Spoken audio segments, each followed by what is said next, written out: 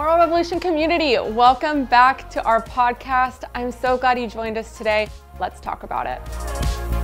Hey, let's talk about it, listeners. Today we have a special guest, Dr. Margaret Nagib. She has been my Dr. Margaret at a time in a season. And honestly, she's been a counselor to some of my best friends, to some of the most amazing pastors and leaders that I know. So you know right now that this woman is a trusted source that we've brought in, and you get to come in for free right now. No charge. Yeah, no charge. Welcome. Thank you so much. It's so fun to be here with you. Yeah, we've actually realized today we've never got to do it in person. Yeah. You're kind of located in two different places, right? I'm in Chicago right now. You're in Chicago. Okay. Yeah. It was Chicago, LA. You never knew where to find her. That's right. But it's amazing. So when you're listening from wherever in the world, you know, a lot of times we hear like, it's really hard to find a counselor in my small town, or how do I find somebody I can trust? And that's what's amazing is when she was recommended to me, I'm like, she can be anywhere, I can be anywhere, and we can still get this work done. Yeah, it's brilliant. Yeah. So what's the website? We'll just start off with it of how somebody could connect with you, find more out about you. Well, in this day and age, Instagram is actually the fastest way to connect with me. So it's just Margaret Nagib at Instagram, and there'll be a link tree on there. This makes it super easy, and you can DM me or message me through the website on there. Perfect. And you're going to want to follow her because I remember when I first got to know you, you weren't putting a bunch out yet on Instagram. No. And now she is. And all the time I'm like resharing it, and I'm, texting it to friends, and I'm like, oh my gosh, this stuff's so good. So today we're going to dive into one of the topics that she posted about on Instagram, because I was like, this is such a hot topic. And it's something that I think touches just about everybody. So a lot of times, listeners, we have a topic for singles or for marrieds or for parents, but this is for everyone. So everyone keep listening. You're going to also want to share this with somebody with that little like shoulder nudge of like, you need to hear this too. But it's the T word. Well, our last podcast with Dr. Margaret was all about trauma, which is a huge, big T word in today's day and age. Yeah. But I think the other one is triggers. That one's really fun. How many times a day do I hear somebody say, that triggered me, you're triggering me? Yeah. And honestly, even in parenting, thankfully my kids don't have that language yet, but I can tell when I'm triggering them. So it's this understanding of there's so much more to it. And I think a lot of us have this, I have such a hesitation towards it now because it's become almost like this box of don't touch this area of my life. Like, you've triggered me, done. And it's like an excuse to not deal with anything, not touch something. And it really, really, really just shuts down that part of your life. Mm-hmm. Do you see that a lot? Well, and the irony of that comment is when you're truly triggered, you don't know you're triggered. Wow. You don't know. So if someone's saying that a lot, then yeah, they're a little ticked off by you, and that thing might be sensitive to them. But they're a lot more aware than you would think someone would be when they're triggered. So, wow. And I agree. I think in times we've used that as a kind of deflection or a cop-out. But we're going to talk about what they really are today, so we'll clear up some of the confusion. Perfect. Yeah. So let's really quick, before we talk about what they are, will you address even then more of what you think is happening when somebody's misusing that term? So like you said, they could just be ticked off like, hey, that just makes me angry. Like, what would be some replacement language for what we're typically seeing show up for us in those moments? Yeah, so if someone's saying that, I don't really know what it means unless I ask them. Right. So I probably would just, if a client said that to me, let's say, or someone said that to me, I would just say, oh, tell me more. What do you mean? What just happened? And that way you're encouraging them to actually be more articulate about what's happening. Perfect. And then you'll see kind of from there. And maybe it is a trigger. Right. And that's great. But that alone, just knowing what your trigger is and that's the end of the story, that's the problem. That's not the end of the story. Because when you say that, you're implying that it's your fault. And so you need to just stop triggering me. Yeah. But as we're going to talk about today, in order to heal from a trigger, you have to, number one, recognize and own that it's 100% your trigger. You may do just the right thing that sets my trigger off, but at the end of the day, it's my trigger. It's like I have a button. And, well, actually, button's not even a good thing because we think of triggers as you pressed my buttons, but I'm the one with the button to begin with. And if I didn't have the button, that wouldn't trigger me. Wow. Okay. So I can get mad at you for not pushing my button, or you know what? I can be more powerful and decide I don't want to have this button anymore. Wow. That's just waiting for you to press it. So sometimes when people say that thing, they're basically saying, you're pressing that button, stop pressing that button. And there's a season of that, especially with your friends and family, as you get to know each other's triggers. You don't want to use that against them, but you don't want to stop there. You want to take responsibility, and you get a choice. Do you want to work on that so it's not this big I don't know how big the button is. For some people, it's really big. Yeah. For some, it's small. But it's on you to deal with that trigger. That's amazing. Yeah. So a lot of blame is what we need to get rid of when it comes to that, of just thinking this is always somebody else's fault. Well, I need to that own. might just be part of your reactivity. Wow. So when we get triggered, we have an emotional reaction, and it's either external or it's internal. And when we're blaming and we're getting angry and that's an external behavior trigger. And we tend to have a tendency. So my tendency when I'm triggered is to go internal, right? And start thinking and feeling and whatever. But for some people, it's to, they get angry or they run away or whatever that they do. It's more external. Okay. So that's all part of the process, and when you start to work on your triggers, one of the processes is getting to really know your trigger cycle, what it looks like for you when you get triggered. Wow. I'm thinking you guys need to take notes. If you're driving, remember to listen to this at another time when you're not driving. When you're driving. Yeah. I wish I was taking notes right now. Okay, so just teach us, Dr. Margaret, what are these stages? How do we identify what really is a trigger? Where do we begin? Okay, so the number one thing that's hard about a trigger is we feel so out of control, right? Because it is at its base, it is a physiological response to a perceived threat. That's the same definition for trauma and stress. Wow. It's just that the perceived threat is coming from a different thing, right? It's coming from something in the past that still lives in us and is affecting us. And in that moment, something about what happened or what someone said or what someone did just hit the bell, hit that button, and then you had that physical reaction because you're perceiving a threat. So that's it's mostly physical, and it's about something in the past that still kind of is affecting us.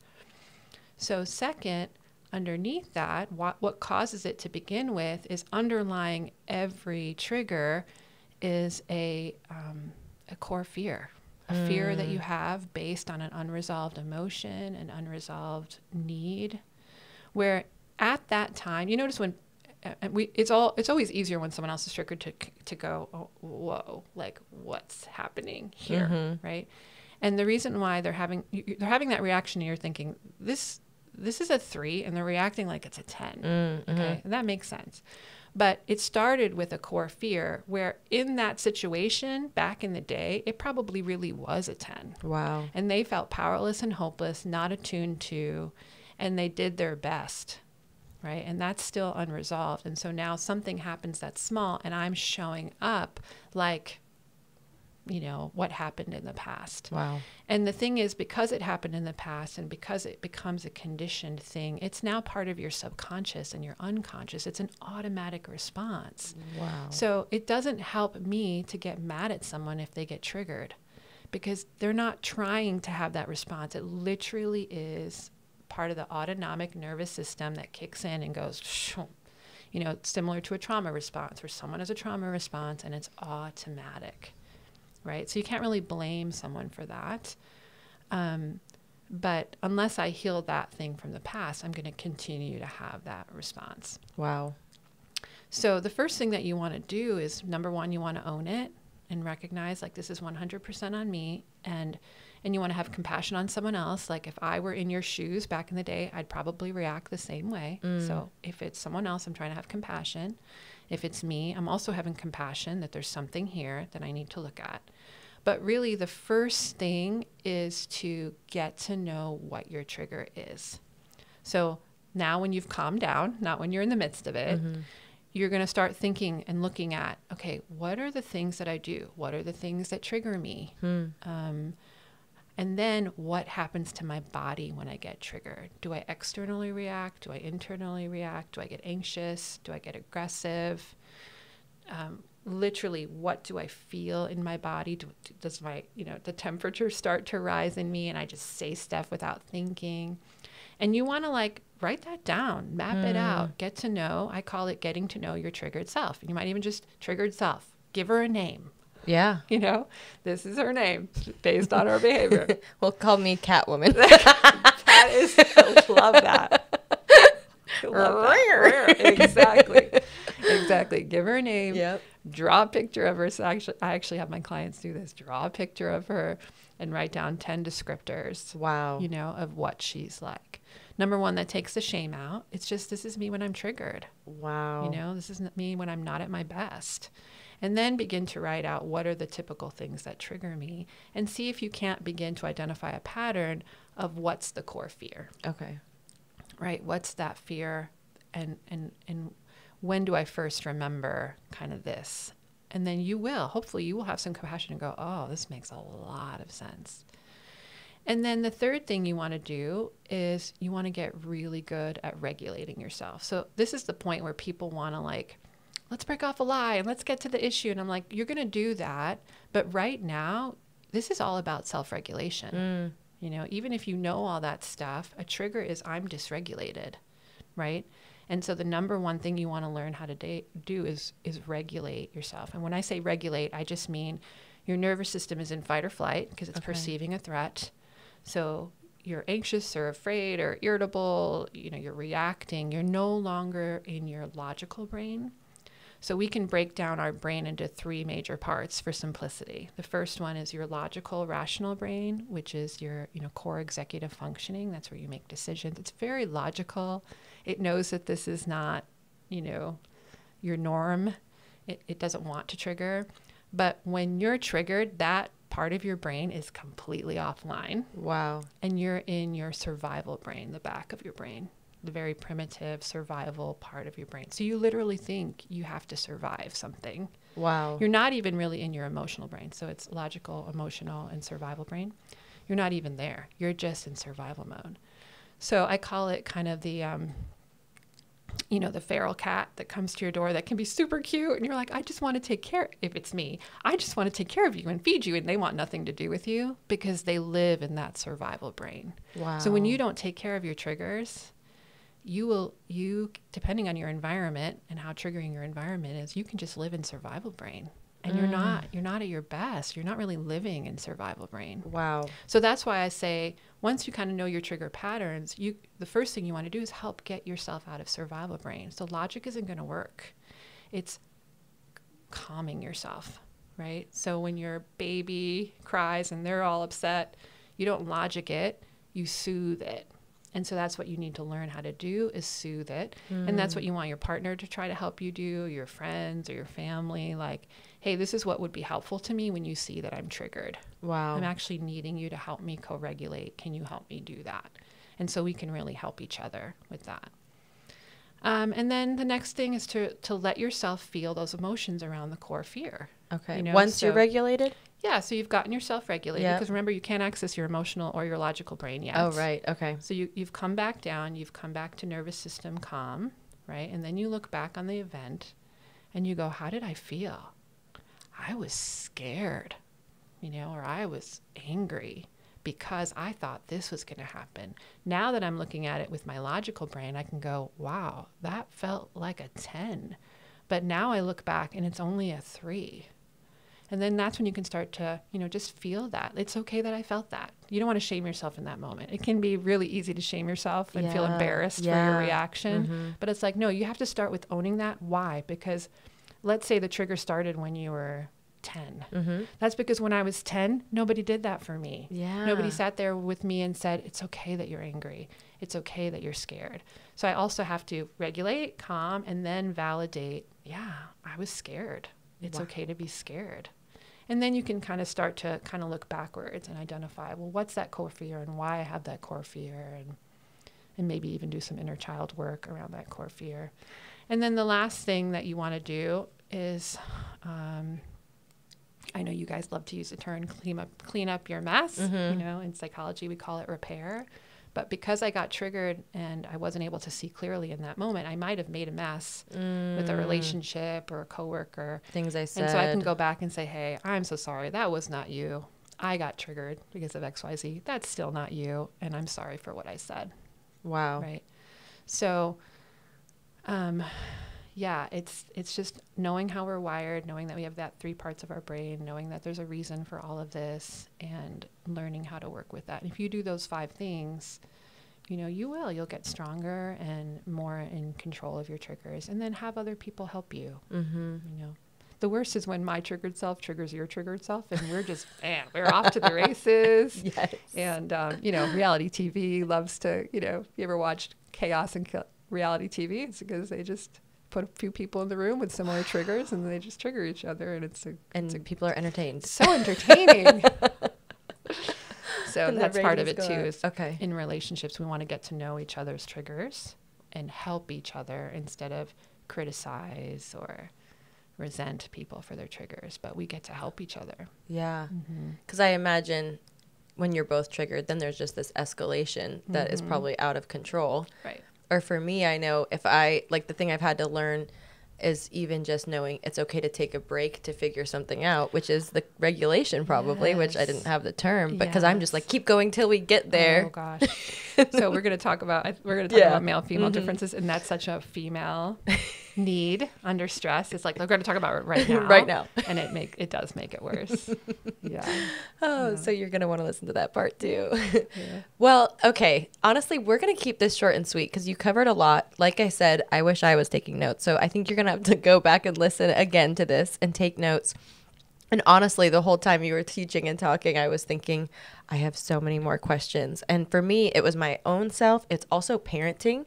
When you gave the example of like the 10-year-old you didn't get you. And I'm like, I need to be giving this to my 10-year-old because I don't get this. If we didn't get it, understanding to validate the feelings because that are completely illogical, it's so hard. Totally. And realizing when he's being that illogical, a son, I have 3, so I get to say that because you don't know who I'm talking about. Right. But when he's being illogical and says some statements, then it triggers me. I'm like, oh.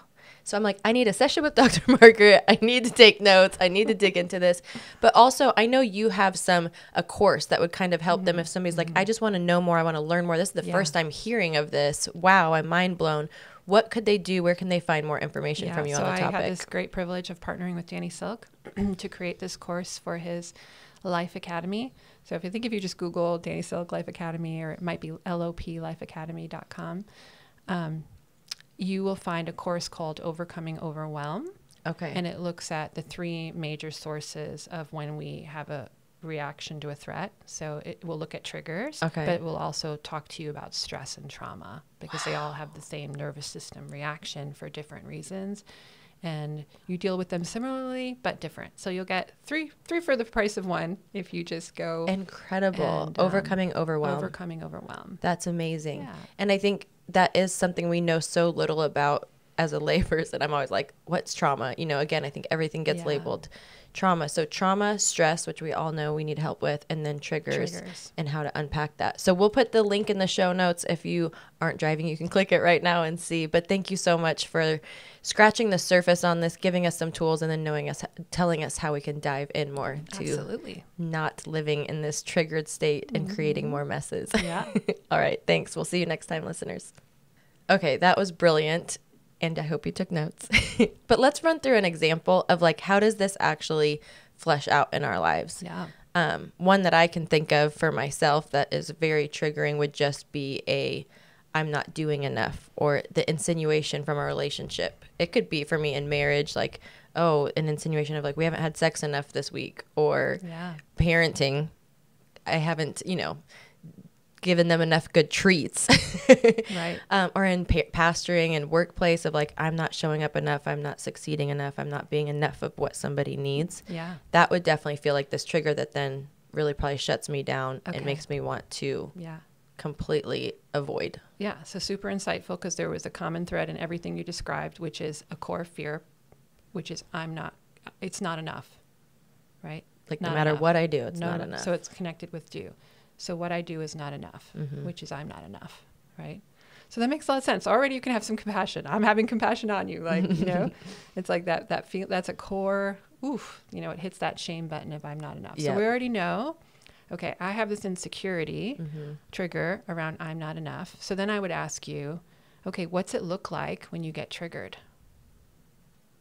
I avoid probably. It'd be different in every scenario, because the pastoring one would probably be I avoid. Okay, well, I'm never going to be enough for all of the people. So I would kind of just back up and avoid. In marriage, it would be more of a trigger that would then lead to frustration, because then I'd be like, I should keep track of how much we have sex. We have it 4 times this week. What do you mean it's not enough? Okay. So in a professional environment, I go internal reaction. Makes sense, because 100%. You can't go professional to go. Right? So I can't be Catwoman. You repress, which is a very much thing that women do in the professional environment. But when I'm at home, I go external, which definitely. Is I might get angry or kind of act out, right? Okay. And then you want to ask yourself, well, what are the things that actually trigger that response? So, I think you already said that. Yeah, it could be an insinuation of we haven't had time together, or at work, of just feeling like in a professional environment for sure, of just like, I can't make everybody happy. There you go. There's too many people to make happy. Yeah. And then you want to ask yourself, what happens in my body when that happens? What do I notice physiologically in my body? That's interesting, because with that whole external, internal, I would say with the at-home relationship, I could feel the anger and frustration. And then professionally, I would feel like I just want to run away. Like I'll never be, I can't do it. Yeah. So I'm sure the listeners are thinking of their own and going through their own. Please. So this is what I would do, in a counseling session with you. I would actually now ask you, and we're going to do kind of in the shorter version, because I don't want to trigger her right now. But I would have you think of one of those moments, and I would say, can you connect with that? Because remember, it's there. Right. It's not going to take much for you to connect about. Just thinking about it could trigger you. Yeah. So I would encourage them to connect with it in the moment for the purpose of, let me show you how you now can regulate. Okay. Number one, you're going to get a lot more information of what's happening inside. And then we're going to practice the very first thing you want to do when you get triggered, when you catch it, is to now regulate your body. So, if you're noticing, say someone says, my chest is really tight, my heart is racing. Okay. So can you breathe, right? Because when your heart racing and your chest is tight, you're not breathing. So we're going to breathe. We're going to relax our body. Turn your attention towards your chest. What's the sensation? Can you describe it? Oh, it's really tight. Okay, now just be with the sensation. Breathe through it.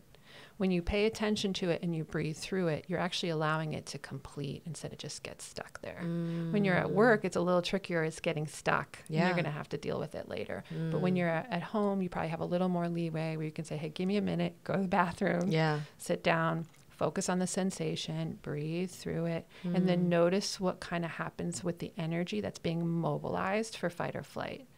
So if it's flight energy, you're going to want to kind of shake it out. Okay. Instead of it just sit there in your body. Got it. If it's fight energy, it might it might still be shake it out, but more in a kind of aggressive way. Yeah. But all of that is just helping your body. Everything that it mobilized for the threat, you're allowing it to release, but you're also teaching yourself it's okay. This is a 3. It's not a 10. Yeah. You can put your hand on your heart and just hold your hand on your heart. That sends a message to your nervous system that you're actually safe. That this is not a war zone, but you're just going to breathe, slow down your body, try to relax and release any energy that was mobilized in a way that feels good to your body. That's so good.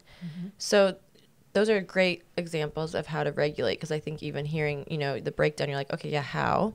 One thing that while you were saying it, I realized there's something I do definitely more in the professional environment is if I'm in, I also, a trigger probably would be around confrontation when I'm somebody could be sitting next to me and thinking this isn't confrontation, but to me, I'm like, oh, yes, it is.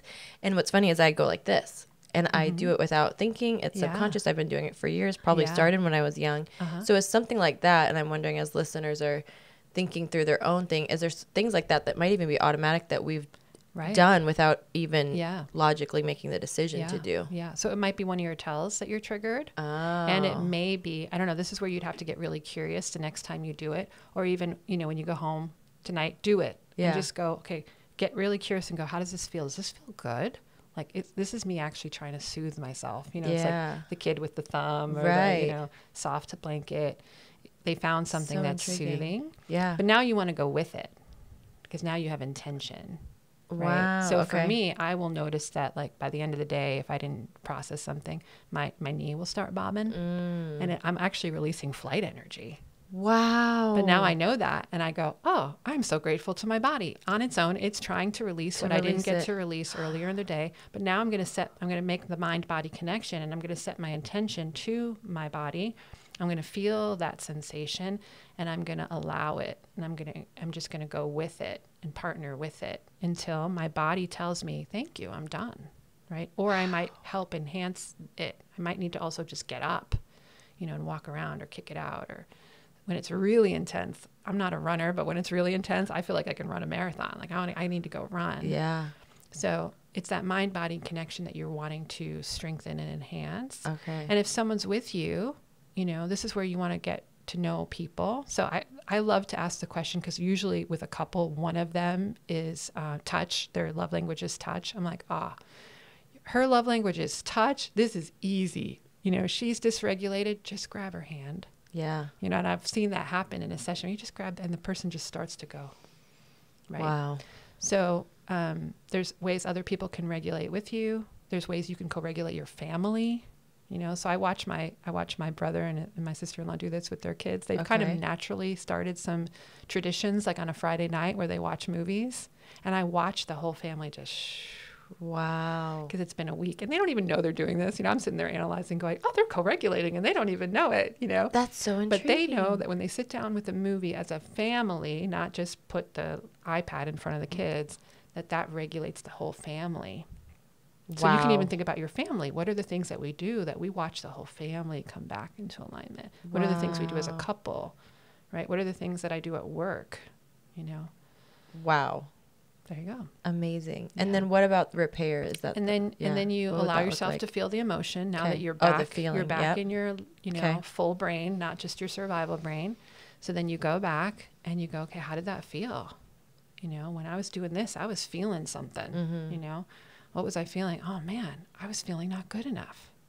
Okay, now do for that inner child what she needed all along. It's okay to not feel good enough.